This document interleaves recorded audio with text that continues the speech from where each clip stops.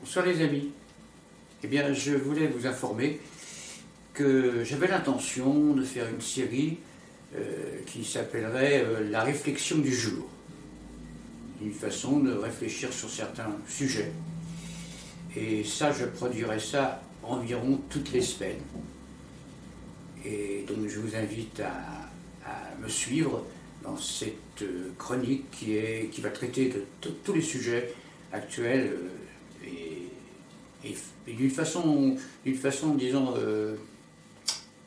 d'une façon assez philosophique, voilà, avec réflexion, voilà, des réflexions, voilà. Donc, on va réfléchir ensemble, voilà. Ça nous fera du bien de réfléchir un peu. Dans la vie, c'est bon de réfléchir. Ouais, c'est bien de réfléchir. Moi, j'aime bien réfléchir. Je vous invite donc, je pense, la semaine prochaine, pour ma première chronique sur la réflexion du jour. Voilà, on va réfléchir, réfléchissons. Bisous. Bonjour mes amis. Eh bien voilà, la réflexion du jour. Alors, la réflexion du jour, c'est sur la démocratie. Et oui. Alors on entend parler démocratie par-ci, démocratie par-là, journellement, et au fond, on ne sait vraiment pas ce qu'est la démocratie. Oui, alors dans ces cas-là, je fais toujours appel, disons, aux Grecs qui donnaient des définitions. Démos, ça vient de pour le peuple, et Kratos, c'est pas gratis, hein. Kratos, c'est de gouverner. Voilà. Donc c'est gouverné par le peuple. Ah, ça fait réfléchir. Hein. Ce qui veut dire que finalement, le peuple est souverain. Ouais. Mais qu'est-ce que le peuple ? Ce serait, en quelque sorte, un groupe d'individus, plein d'individus, qui vivraient sur le même territoire. Ça se précise un peu là. Hein. Mais si on remet le pouvoir au peuple, aux individus, il faut qu'ils soient intelligents, justes, tolérants, social, qui aime son prochain, par exemple. Alors là, ça se complique un peu. Hein. Et on en vient là, à l'individu. Ah. Alors, l'individu, généralement, est égoïste, de nature, plus contradictoire. Tout ce qui est contre est pour tout ce qui est pour est contre. Enfin, et là, c'est difficile de rassembler les mêmes individus qui ont les mêmes idées, et on en vient plus ou moins à la politique. Alors, ne me faites pas dire que je crois à la dictature. Quoi qu'en ce moment, rien. Je ne crois pas à la dictature non plus. Bon, alors, hein, t'as voté. Bon, t'as plus rien à dire. Bon, eh bien, écoutez mes amis, je vous demande de réfléchir à ce qu'est vraiment la démocratie. Bon. Et bonsoir, et à bientôt. Et gros bisous. Bonsoir les amis. Eh bien, aujourd'hui, on va aborder un sujet très délicat. Qu'est-ce que le droit ? Ah, là, c'est un sujet quand même important.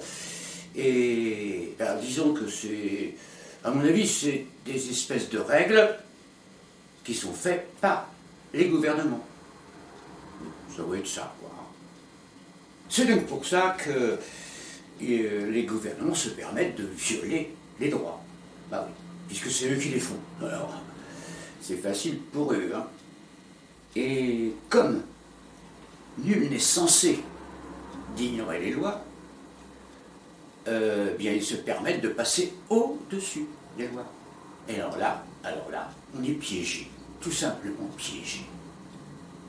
Et comme les lois sont faites démocratiquement par le peuple, ah oui, donc c'est finalement le peuple qui se piège lui-même. Voilà, c'est très fort, hein, très très fort, très très fort. Ça, je reconnais que...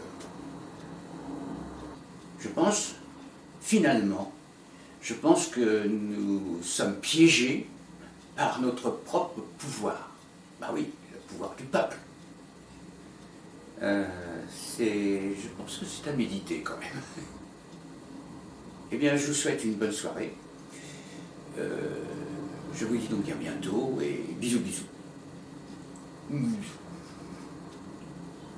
Bonsoir les amis. Eh bien, à la suite de la chronique sur la politique, j'ai pensé que finalement, il fallait parler un peu des hommes politiques, les politiciens. Ah oui. Est-ce que les politiciens représentent vraiment le peuple? C'est la question que je me suis posée. Alors, pour faire entendre sa voix, le peuple n'a plus qu'à descendre dans la rue, dont il est issu. Ouais.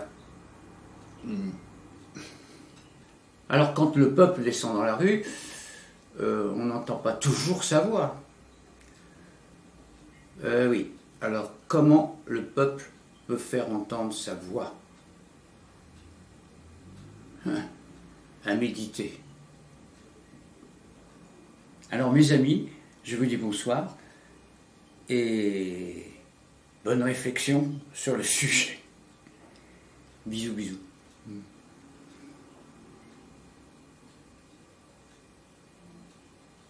J'ai trouvé pas un nouveau mot, mais enfin, on entend parler continuellement complotiste.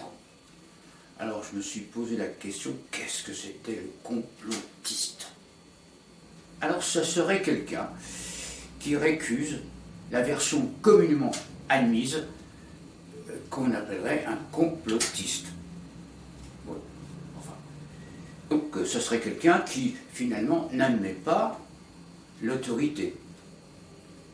Des contestataires en quelque sorte. Là je comprends un petit peu mieux. Alors contester, n'est-ce pas un droit finalement?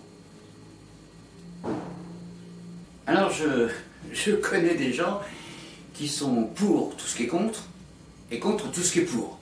Oui. Alors oui, ce sont des complotistes, contestataires, ce serait peut-être plus simple. Enfin, est-ce que vous pouvez me donner une définition exacte du complotiste? Eh bien, je serais bien contente. En attendant, je vous dis bonsoir, à bientôt et bisous bisous. Bisous bisous. Bonsoir mes amis. Eh bien, je ne pouvais pas aujourd'hui ne pas faire une réflexion sur la diversité. Diversité par-ci, diversité par-là. La diversité, ça fait depuis 1990 qu'on en parle. 33 ans qu'on débat sur la diversité. Et on n'a toujours pas trouvé. Et toujours pas de solution. On s'aperçoit que les Français sont divers. Ils sont variés. Comme si on ne le savait pas. Franchement. Hein? Franchement. Oui, on ne peut pas parler de diversité sans parler de communautarisme. Eh oui. Voilà, tout ça c'est compliqué, franchement. Essayons de comprendre. Alors on perdrait notre identité. Plus besoin de carte d'identité, et non. On ferait partie de la communauté. Mais le problème c'est qu'il y a plusieurs communautés. Alors pour faire une grande communauté, comment faire? Avec des communautés qui sont diversifiées. Alors, je ne comprends plus rien là. J'avoue que j'y perds mon latin. Oui, on vit vraiment dans un monde de fous. Oui, où l'humain n'existera plus. 1 plus 1, ça ferait 1. Bah oui, 1, communautaire. Ah bon. Eh bien, je vous embrasse. Bisous, bisous. Eh bien, j'ai un sujet qui est assez aussi très difficile à traiter, c'est la justice. Alors là, j'ai plus de questions à vous poser que de réponses. Des questions, ouais, beaucoup de questions. J'espère que vous allez méditer dessus, parce que j'aurais bien une aide de méditation de temps en temps qui m'aide à remettre les pendules à l'heure. Tout d'abord, qu'est-ce que la justice, hein? C'est des hommes qui font la justice. Est-ce que les hommes peuvent être justes? Là, c'est autre chose. Et puis, est-ce que les hommes ont le droit de faire justice, hein? Et faut-il aussi laisser les crimes impunis? Peut-être qu'aujourd'hui, on essaye d'excuser ou de pardonner des crimes qui sont, au fond, impardonnables. Il semblerait que la justice pense plutôt aux criminels et pense pas tellement aux victimes. Alors, il ne nous reste plus qu'à penser à la justice divine. Mais ça, c'est pour ceux qui ont la foi. Tout ça, ce sont des questions vraiment que je vous pose. Eh oui. Beaucoup de questions et malheureusement, je n'ai pas de réponse. Tout ça à méditer. Je vous dis bonsoir les amis et à bientôt. Chers amis, je suis complètement déconfite. Oui, oui. Quand je regarde la télévision, il m'arrive de temps en temps, le moins possible, et que j'assiste au débat parlementaire, alors là, je comprends complètement la déchéance, la décadence de la France. J'ai jamais vu des débats aussi. J'arrive pas à trouver les mots. Et puis quand je tourne quand je zappe, je tombe sur les débats des journalistes. Alors là c'est le summum. Qu'est-ce qu'ils peuvent parler? Parler pour ne rien dire. Enfin. J'ai du mal à reprendre mon souffle. Dans les journalistes, il y a des femmes. Alors là, les femmes, elles sont de plus en plus belles. Ah oui, on dirait presque des mannequins. Et en plus, elles prouvent que ils ont une certaine intelligence. Quant aux journalistes mâles, c'est autre chose. Alors là, c'est autre chose. Alors les journalistes mâles, surveillent un petit peu leur look, ça dépend. Il y en a certains qui se teignent les cheveux très très blancs, hein, parce que ça donne une certaine... Tout ça, on assiste à un carnaval de mots et de débilité. Eh bien ça y est, j'ai repris mon souffle, je rentre des courses, et je vais pouvoir penser à autre chose. Alors dans ce petit monde-là, tout le monde veut être une star de télévision. Je passe à la télévision. Alors il faut que je me fasse belle. Et puis moi, il faut que je surveille ma coiffure. Non, elle est complètement débile.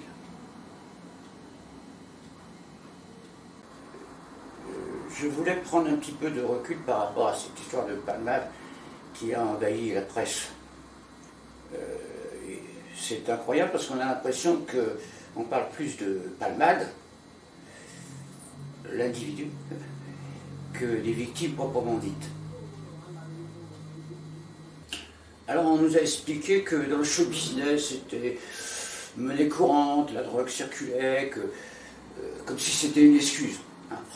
Alors que dans le milieu artistique, pour être, disons, un génie, il est nécessaire de se droguer et de boire de l'alcool. Alors on a cité aussi Van Gogh, Baudelaire, Verlaine, mais ils ne prenaient pas la route. Hein. La différence est là. À cette époque-là, bon, les accidents de Fiat, c'était un peu plus rare quand même. Hein. Alors, avec les médias et la presse people, on pourrait penser que Palmade, c'est lui la victime. Oui, il est victime de la drogue. Eh oui. Le pauvre chéri, il n'a pas pu s'en sortir, vous comprenez. Voilà, il n'a pas pu. Pourtant, il a fait des efforts, vous savez, il a fait des efforts, mais il n'a pas pu s'en sortir. Non, mais on nous prend pour qui? Pour qui on nous prend? Alors, moi, j'aimerais bien qu'on mette un omerta sur ce personnage et qu'on n'en parle plus de ce personnage. Il ne mérite pas une seconde de télévision. Par contre, les victimes, là, c'est autre chose. Et puis, le sujet de la drogue et de l'alcool, mais ça fait des années qu'on en parle et que notre société bien pensante déblatère, débat sur ce sujet et ne trouve pas de solution. Voilà, c'est ça qui est lamentable. Bien, mes derniers propos seront une pensée profonde pour cette famille et ces corps brisés, défigurés, à jamais. Nous devrions avoir honte de cette société décadente, cette société sans morale. Je suis bien triste. Je suis triste. Je suis triste. Je suis triste, vraiment. Vraiment. De l'amour entre un homme et une femme. Est-ce que ça existe encore? Si on remonte aux premiers hommes, je ne sais pas s'il y avait vraiment ce qu'on appelle de l'amour. Peut-être une certaine fidélité, quand même. Peut-être. On trouve ça d'abord chez les animaux. Il y a certains animaux qui sont en couple et qui vivent en couple pendant des années, des années, des années. Alors on peut penser que, même si les premiers hommes n'étaient pas forcément des animaux, il y avait quand même peut-être quelques attaches entre l'homme et la femme. Et puis bon, sans aller remonter à Mathusalem, il y a eu une époque où, disons, qu'on pouvait parler vraiment de l'amour courtois. Et là, il s'est développé chez l'homme, plutôt chez la femme, enfin, on ne sait pas. Et les hommes, à cette époque-là, il fallait qu'ils attendent des années et des années de fiançailles avant de découvrir les jardins secrets de la dame.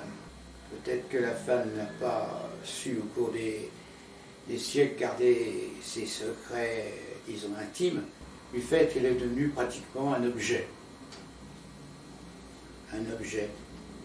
On ne pouvait plus parler d'amour, là on pouvait parler simplement de sexe. Et là, ces derniers temps, on peut dire que ça s'est quand même aggravé, on ne parle que de sexe, et on ne parle plus d'amour. L'amour entre hommes et femmes est très subjectif. Il n'y a que la femme qui reste un petit peu dans les sentiments, dans l'amour.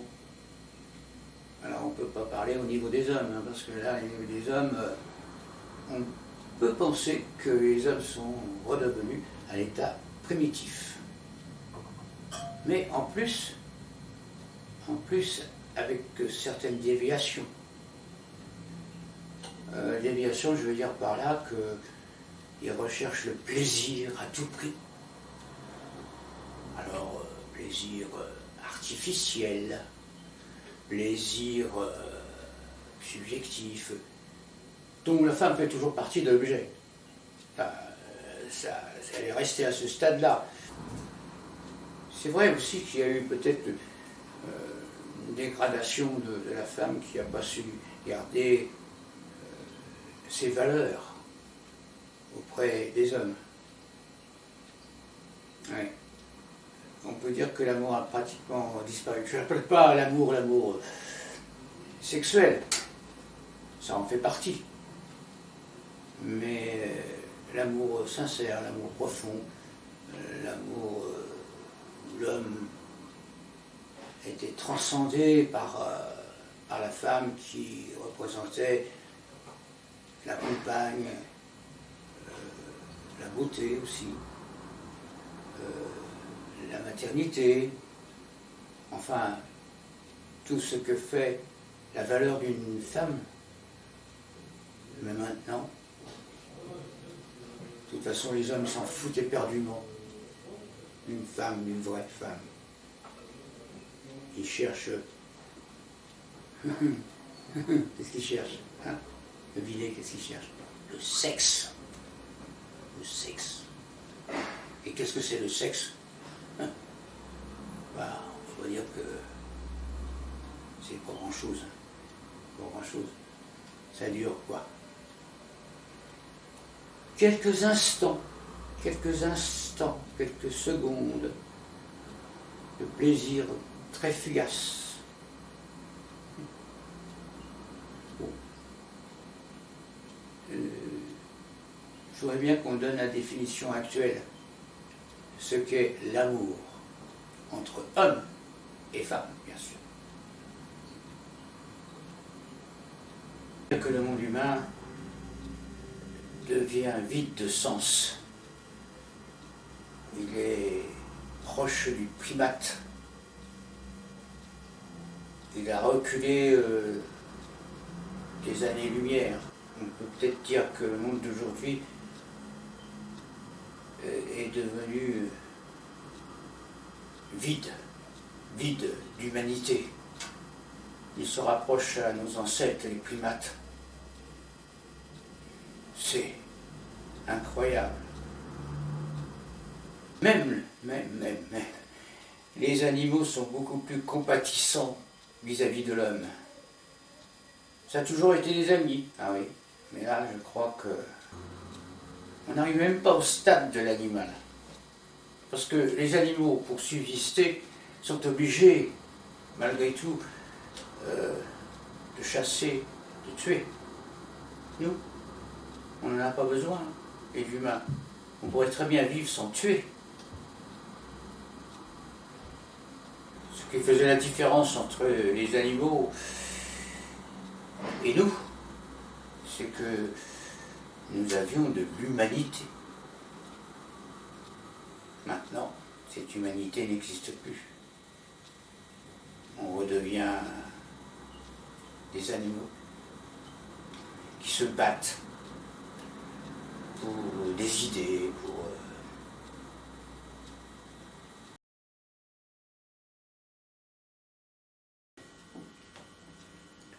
Il n'y a pas de guérison. Quand on est drogué, c'est pour toute la vie. Ainsi que l'alcool d'ailleurs. Alors, que faire? Que faire?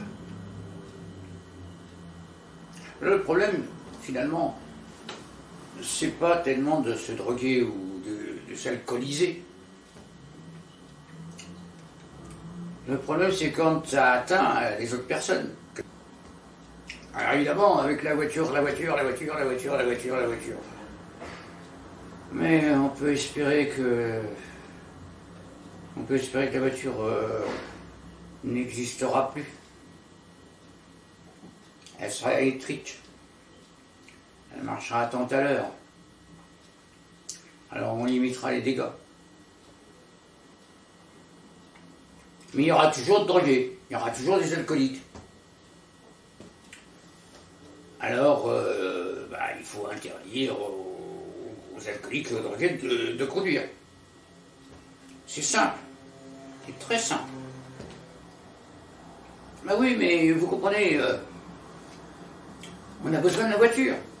Ah oui. Même les alcooliques et les drogués ont besoin de la voiture.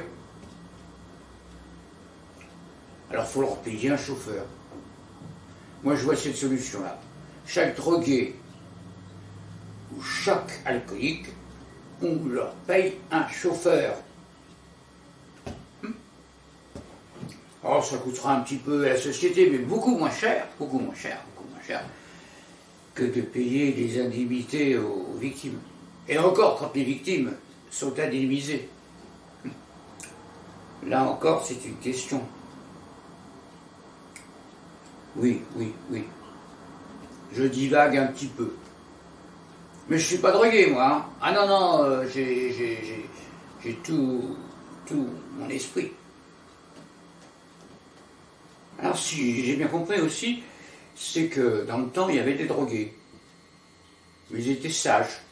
Ils se droguaient tranquillement dans leur coin. Maintenant, il y a la drogue plus le sexe. Ça, c'est nouveau. Drogue et sexe. En même temps. Ça, c'est quand même à étudier, hein, quand même à essayer de réfléchir. Hein. Alors, que les gens soient sur le sexe, moi je veux bien comprendre. Ça fait partie du plaisir. Quand ça n'arrive pas jusqu'au viol. Mais quand je joins la drogue plus le sexe, voilà. J'avoue que je ne comprends pas très bien. Ben, il faudrait qu'un drogué sexe m'explique. Mais ils sont dans l'incapacité d'expliquer. Qu'est-ce qu'ils recherchent? La jouissance, le plaisir, au détriment des autres. Alors ce sont forcément des irresponsables. Ah ouais. Irresponsables. Comment voulez-vous guérir des gens qui sont irresponsables? C'est plus des hommes. Ce sont plus des femmes aussi. Ce sont des gens qui sont déconnectés de la société. Alors, comment les reconnecter? Et je crois qu'il n'y a pas de solution. Enfin, d'après ce que les médecins disent, ou les philosophes disent, qu'il n'y a pas de solution pour les gens qui sont déconnectés. En attendant, je dis souvent que la société dont finalement je ne fais plus partie, je suis plus de cette planète qui est en train de sombrer.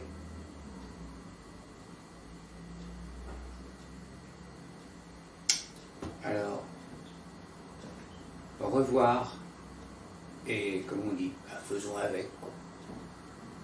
Faisons avec. Les amis, la première chronique sur la réflexion du jour. Alors ça sera sur le bonheur, pourquoi pas. On en a bien besoin en ce moment de bonheur. Hein.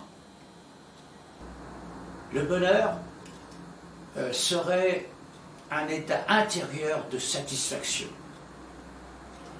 Alors on pourrait peut-être comptabiliser des petits instants de bonheur, comme ça, dans la journée ou dans le temps. Alors, pour ma personne, je ressens un instant de bonheur, en quelque sorte, quand on me sourit, quand on fait un geste pour moi, tout simplement quand on me fait plaisir. Oui. le plaisir, le plaisir. Ne serait-ce pas en quelque sorte le prélude au bonheur? Eh bien, recherchons le plaisir pour accéder à des petits instants, des petits instants de bonheur. À méditer, oui, oui. Et si vous avez quelques idées sur le bonheur, eh bien, vous m'en faites part, tout simplement. Eh bien, je vous souhaite un bon week-end et à bientôt dans les réflexions du jour. Voilà. Ah non mais, oh mais là, non mais, ça dépasse tout. Je viens d'apprendre à la télévision qu'un jeune de 16 ans avait entendu des voix et qui a tué une enseignante d'espagnol. Alors c'est vrai qu'à une certaine époque, il y avait donc des jeunes filles qui entendaient des voix. Mais c'était des voix de paix. C'était pour la paix. Mais pas pour la violence. Ah, la violence. Alors en ce moment, il y a plein de gens qui entendent des voix. Des voix d'Allah, des voix ceci, des voix de cela. Il y a plein de voix qui circulent. Mais ce sont des voix destructrices. Alors par contre, on n'entend pas des voix bénéfiques. Ah non, c'est toujours pour détruire, malfaisantes. Alors on finira par croire que... Alors s'il y a des gens qui ne croient pas en Dieu, que je respecte, on pourrait croire à la satanisation. Ah oui. Si Dieu n'existe pas, peut-être que Satan existe. Ou alors on pourrait croire que dans certains hommes, Satan, le diable, s'est installé en eux. Alors là, que faire? Comment détecter ceux qui sont diabolisants, en quelque sorte? Ah oui. Comment faire pour les éviter? Alors je vous conseille de vous mettre à l'abri de la société diabolisante. Parce que ça, la société diabolisante existe. Eh oui. Enfin, restons dans notre bulle et rêvons un peu à des jours meilleurs.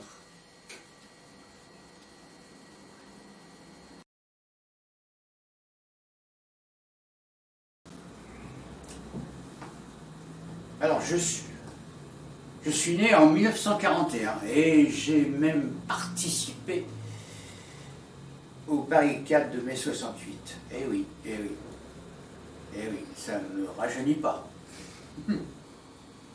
Depuis, tout simplement, j'ai subi de multiples gouvernements qui n'ont rien arrangé d'ailleurs. Alors en 68, la jeunesse était là. Ah oui, on était là. Par contre, les syndicats n'étaient pas tellement au rendez-vous. Il faut avouer qu'ils n'ont pas tellement suivi. Alors qu'aujourd'hui, apparemment, les syndicats sont là, mais la jeunesse n'y est pas tellement. Alors je me demande, quand arrivera le jour où syndicats et la jeunesse seront au rendez-vous. Quant à moi, ma foi, disons, je ne verrai pas les fameux beaux jours de 1930, 1935, 1940, etc. Je ne serai pas là pour voir ça. Et j'avoue que ça me console. Je vous souhaite à vous bonne continuation. Eh oui.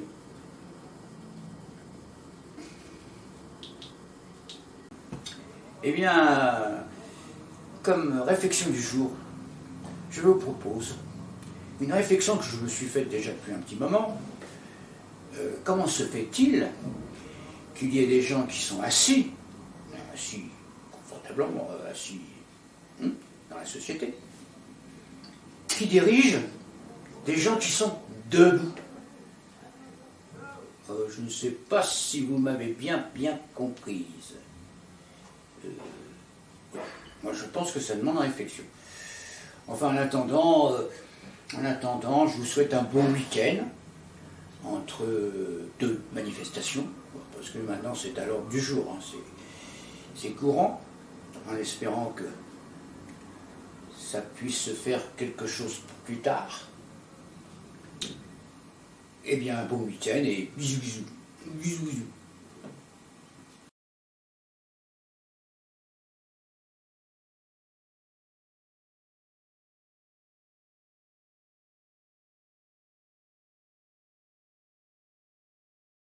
Pour ce soir, ce sera ma deuxième chronique sur la drogue. Bah oui, parce que tout le monde se pose des questions.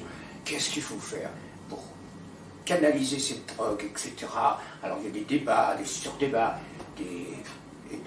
mais finalement, je m'aperçois que les gens manquent d'intelligence. Ah oui, parce que moi, qui suis simpliste et cartésienne, j'ai donc pensé que s'il n'y avait plus de consommateurs, eh ben, il n'y aura plus de dealers. Voilà, la solution est là. Alors, pourquoi, la question est là, pourquoi il y a des consommateurs de drogue? Ah oui, pourquoi? Ça, c'est la vraie question. Ah oui, la vraie question. Alors, à mon avis, il y a certaines gens qui sont mal, parce qu'ils sont dans une société qui est moche, quoi. Voilà. Quant aux jeunes, alors, ben, ils n'ont aucun avenir dans notre société actuelle. Alors qu'est-ce qu'ils font? Bah, il faut bien qu'ils s'évadent. Ah, ils s'évadent comme ils peuvent, quoi, avec la drogue. Donc je lance un appel. Il suffit que la société actuelle retrouve de l'espoir en ayant les moyens d'avoir de l'espoir. Mais ces moyens, on ne les a pas. Eh ben non. Chacun se plaint, mais à juste titre. Alors continuons à nous droguer, à faire des systèmes de... Alors, qu'est-ce qu'il faut faire? Eh oui, qu'est-ce qu'il faut faire? Ben, c'est simple, hein.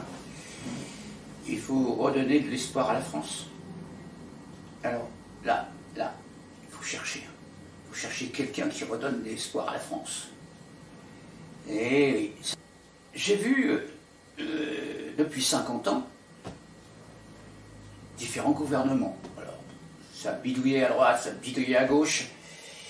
Et puis finalement, on en est là. Avec ce problème de drogue. C'est simple, avec moi, pas de consommateur, pas de dealer. Tiens, ça rime. Pas de consommateur, pas de dealer. Pas de consommateur, pas de dealer. Oui, ben c'est ça. Alors, pour qu'il n'y ait pas de consommateur, eh bien, il faut faire quelque chose. Ah oui, il faut faire quelque chose. Ça peut paraître une boutade, hein, mais pas du tout. À une certaine époque, ils avaient fait une campagne contre la prostitution. Alors, ils avaient pénalisé qui? Les consommateurs, pas les prostituées. C'était peut-être la solution aussi. Eh bien, là, c'est pareil. Pas de consommateurs, pas de dealers.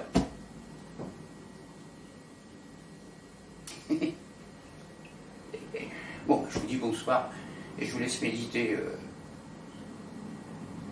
sur ma formule.